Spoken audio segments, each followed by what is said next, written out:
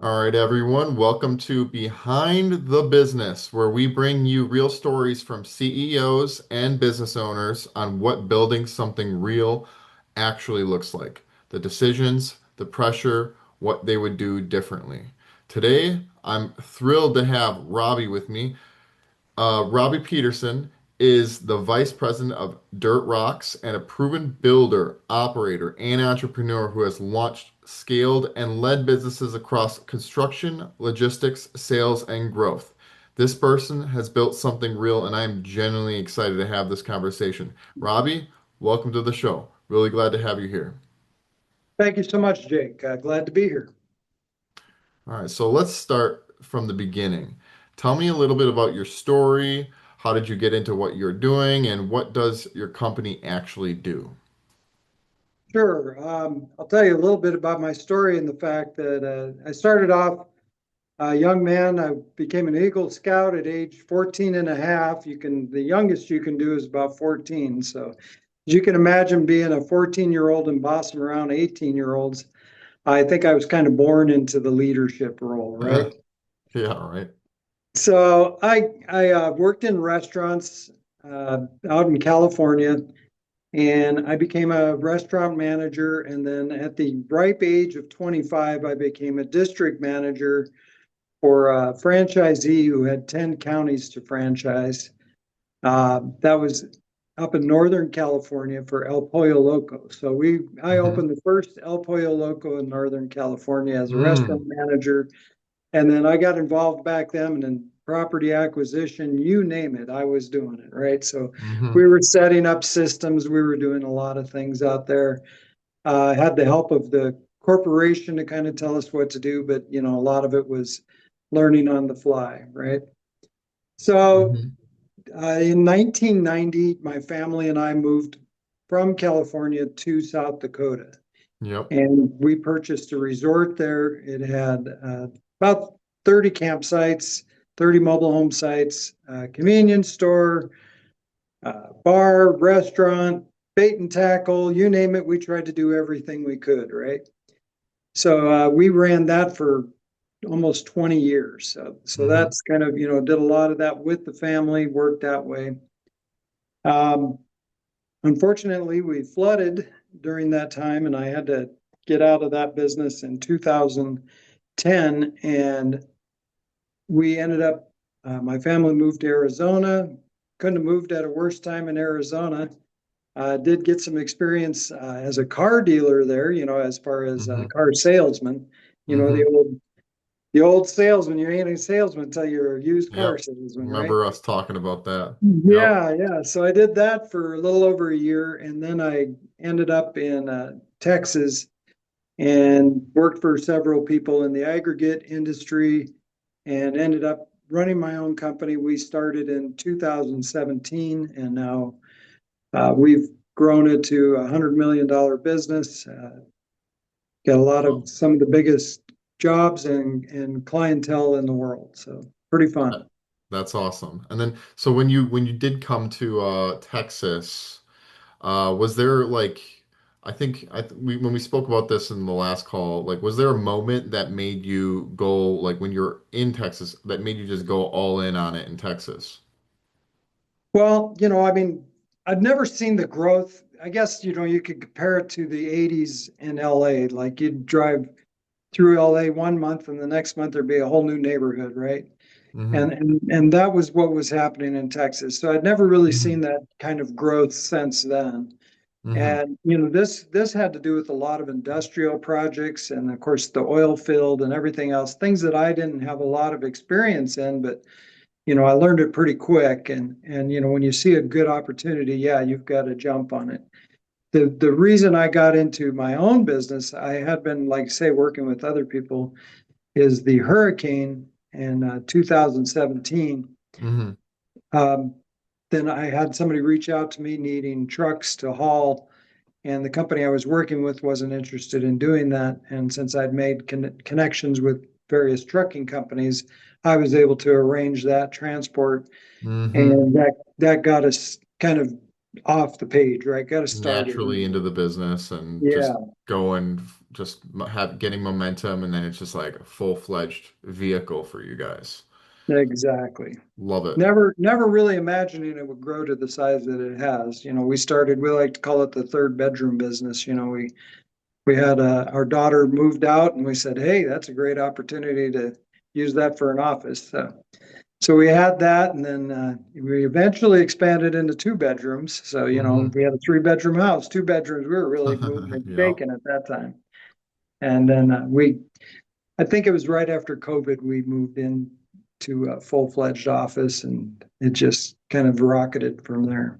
That's awesome. That's awesome. And so, Um, and I know you spoke about just t going. We weren't gonna. I didn't want to talk about all about business in this show, but $100 million business, like that's huge, Robbie. Like, just folks, like that's like on a huge level right there. So, um, you know, I want to get to know you as a person too, and I think the real story is right there. So let me ask you this. What actually grounds you when you're going through all this and building this company? What actually grounded you? And like when things get hard and the answers aren't obvious, like what keeps you going?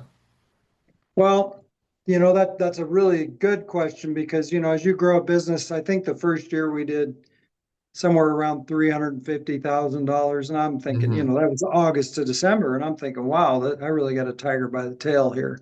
Yep. And then, we started getting into the millions of dollars a year range. And, out of that, I was, getting a pretty good return on profit and thinking, well, Hmm. I may never have to work again, right? This is great. Yep. So that don't let that fool you. But so I mean, it started going well, and I thought this, obviously I almost broke my arm patting myself on the back. But then like any other business, you have your ups and downs and your challenges. And Yep. I would say about 5 years ago, New Year's resolution time, I told my wife, I said, I'm gonna put God first in my life. I'm gonna put, Hmm. Jesus first in my life. I started reading like daily devotions to men, little things like Hmm. that. Read the Bible for dummies. I would never say I Hmm. was an atheist, obviously church going kid, all that kind of stuff, but Yep. just lost contact with it. And, I guess maybe facing your mortality or different pressures in life, I started, just man, I could use some sort of counseling here. So, I started Hmm. reading some daily devotions for men, started reading a little bit of the Bible and about the Bible. And, then I just pretty much said, okay, I'm gonna do this. Like I said, about 5 years ago, I said, I'm gonna put this first. I'd always put my family first, the business first, all that kind of stuff, Hmm. but never put God first. Hmm.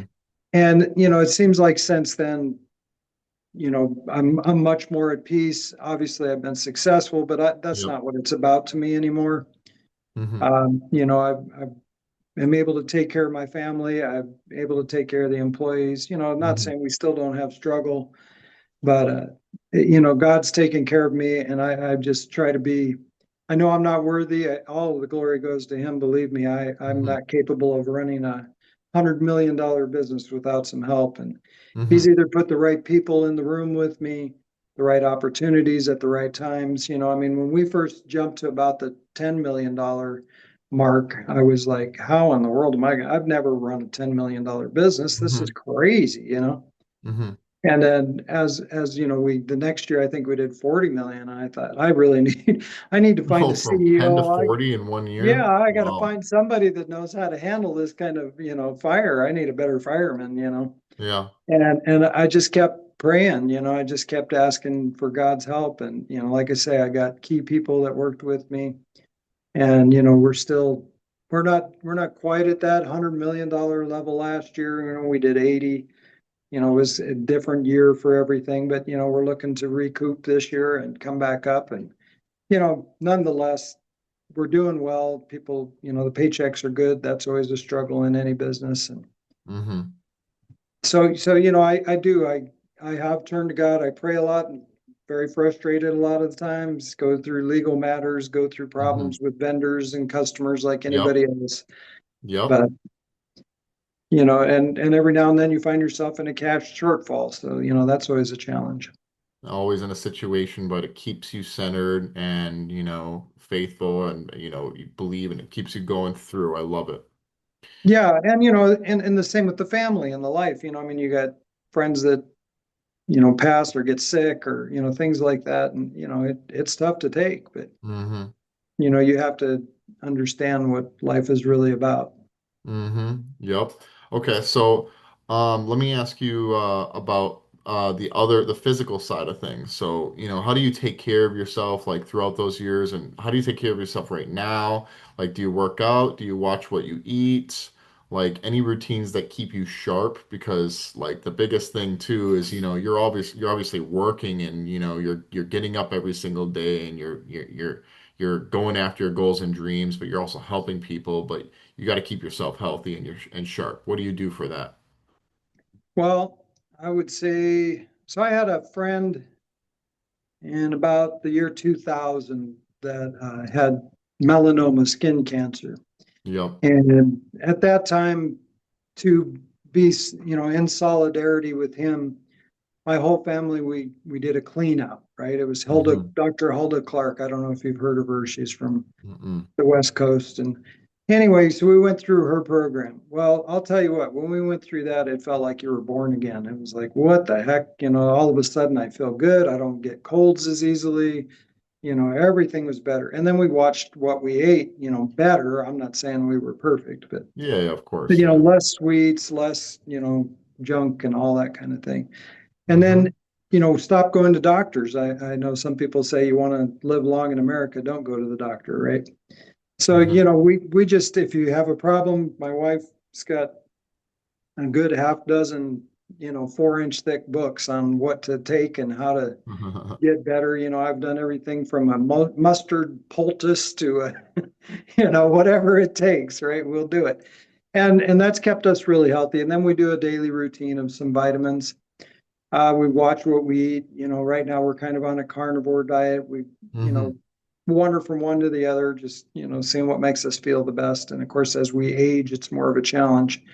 And then try to get out and do some physical activity, exercise. It's tough when you work, 8, 10 hours hitting the Hmm. phone and the computer to find any time to get steps in And or wanting to actually go out and do something like you're yeah, just like yeah, so focused on the task at hand or the big project you're trying to turn over and stuff, or you're excited about it, and you exactly. gotta get up and go do something and stay active, 100%. Well, I do have a second home up in South Dakota that we have a Hmm. ranch, and the Yep. ranch allows me to do things like cut firewood and do all these physical activities, fix fence, you name it. So Hmm. so that's kind of nice. I like that. I don't know that I'll ever want to stop doing that. It's just good therapy. It's I always call it mindless work. Nobody's asking you to make a decision. You just decide whether you're going to pull that wire a little tighter or not. Hmm. Is that your farm up there in South? Is that like a farm in Yeah, South it's a Dakota? 5-acre ranch. We've got so far we got chickens, and we're gonna Oh, that's it's set cool. up to get some more small animals and stuff. The goal is I have 6 grandchildren, so obviously we want to make it fun for them, so they'll come see us. Hmm. Hmm.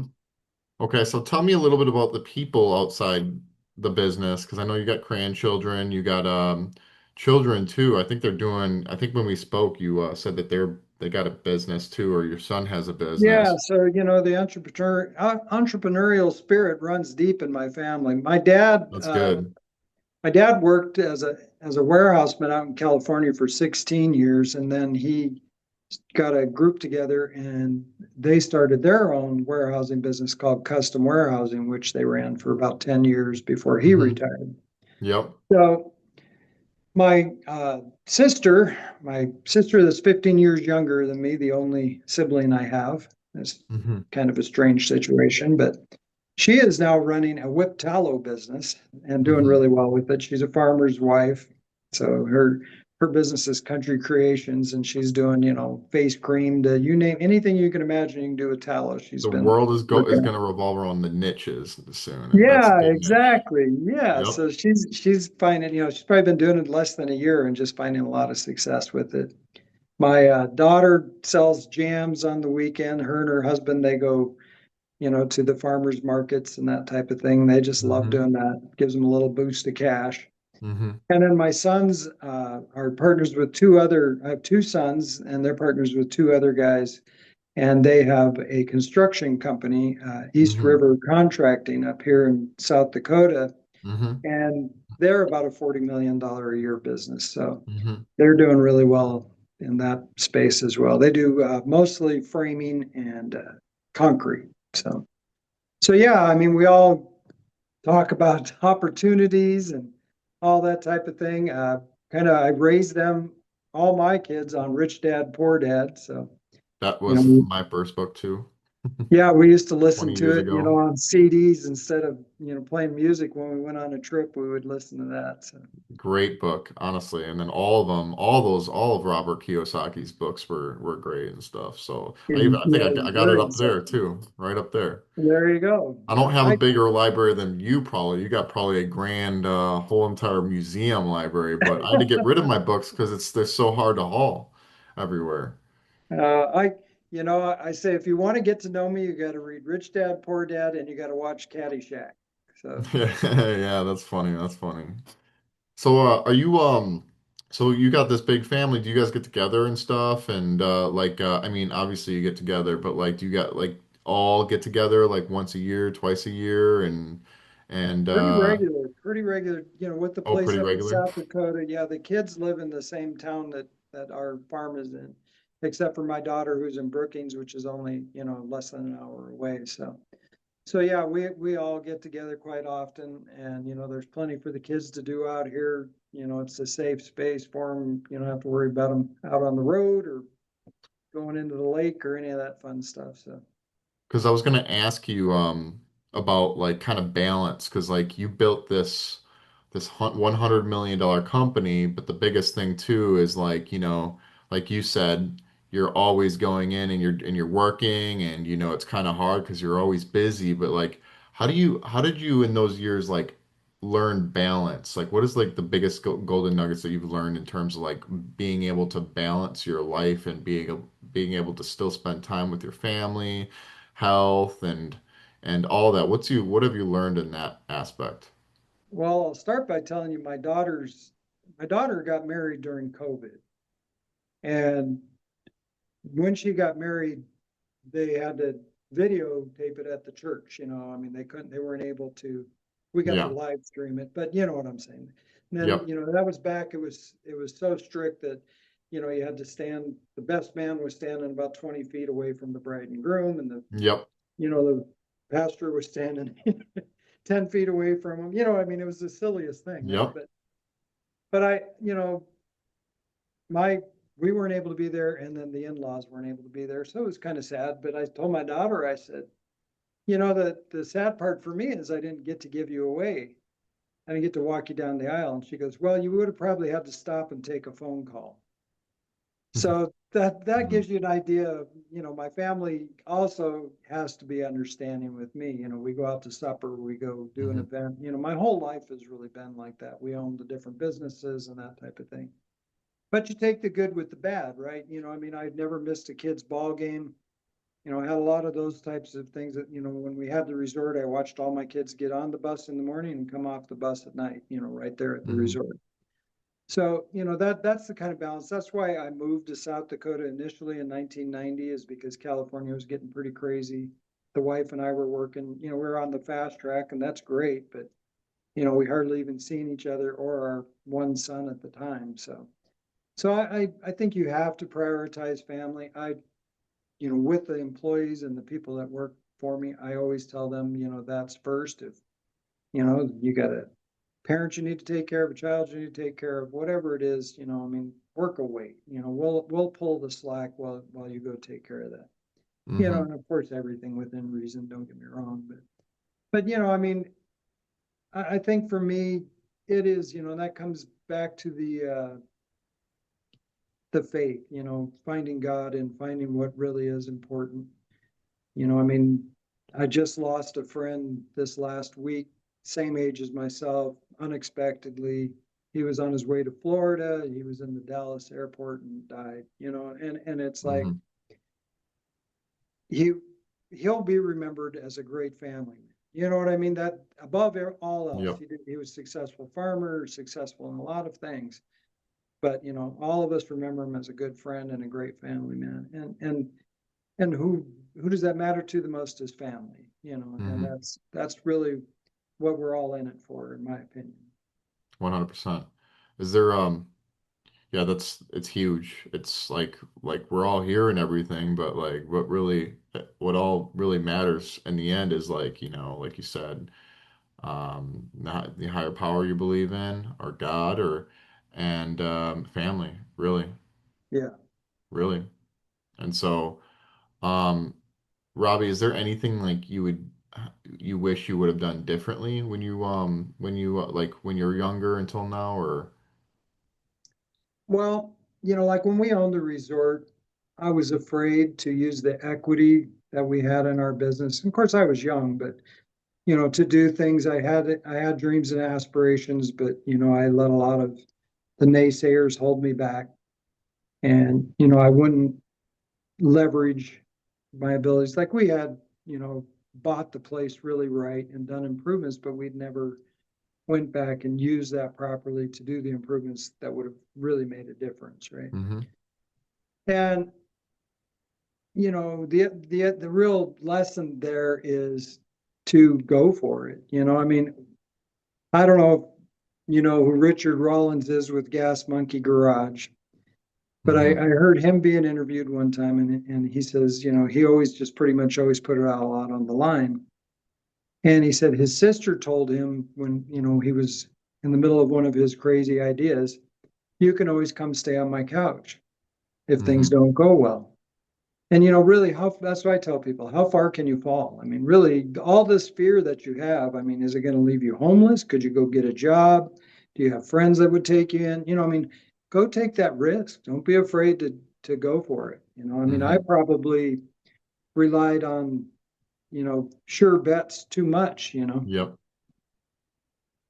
Yep. Okay. Appreciate you sharing that, Robbie, by the way. So now let's talk about what you're building right now or whatever you're working on right now. I don't know if you're because you're in semi-retirement, right? Yeah, I'm supposed to be. What's the next step? Like where are you taking the company that you're in right now, or what's the next step with what you're doing or the next big project? Well, as far as the company now, it's getting better and better of just running itself. I've managed, through trial and error to find the right people. And of course, the business I started off with is a different, this is a different business than that. Yep. So it takes, different talents as well.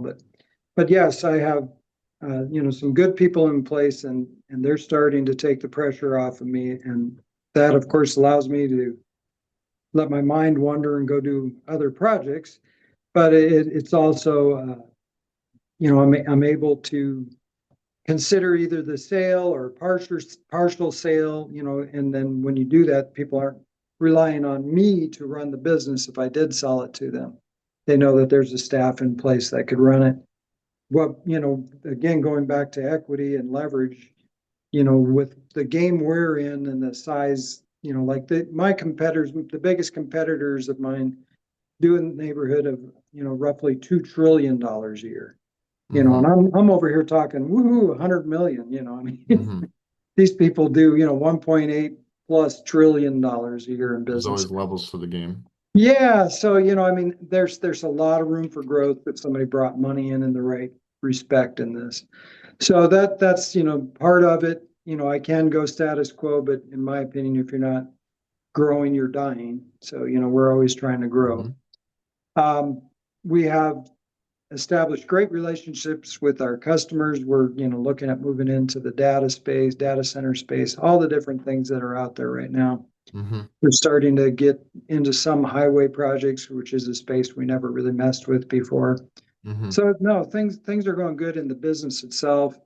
I'm involved in a traffic safety company. I'm a partner in that. I'm involved in some apartments up here in South Dakota. Uh, just I'm also done some development on an app for trucking and materials. So, Hmm. just don't sit idle too much, I guess. I'm always trying to think of what's the next big thing. Nice. So you guys are looking to like so obviously you have all these opportunities. You don't know which one you're gonna do, but you guys are looking to get to the next maybe like 100 like 150 or something or like would that be like the goal? So Like so last year I bid $6 billion worth of work. So hmm that just gives you an idea of the marketplace that I'm involved in, just with my company. hmm And, my goal would be to close even 5-10% of that, right? I mean hmm that would be so that's where we're trying to look at, as far as to have capabilities to close more of that work, find out why we're not, doing it and that type of thing. So yes, we've made the connections, we've got our foot in the door, and a lot of people tell us, we're just getting a bid from you, we're just getting a number, the project's not starting for 2 years, things like that. So, that being said, and then strategically locate in the marketplace, create stockpiles of inventory, different things like that. That's what helps us grow. But we've had other people who understand the space reach out to us, and we're in discussion with a couple of them just to see how we would fit together. Of course, of course. And then what's been one of the biggest challenges right now that's been going on in the business right now in terms of trying to get to that level, that next level? Sure. The slow time.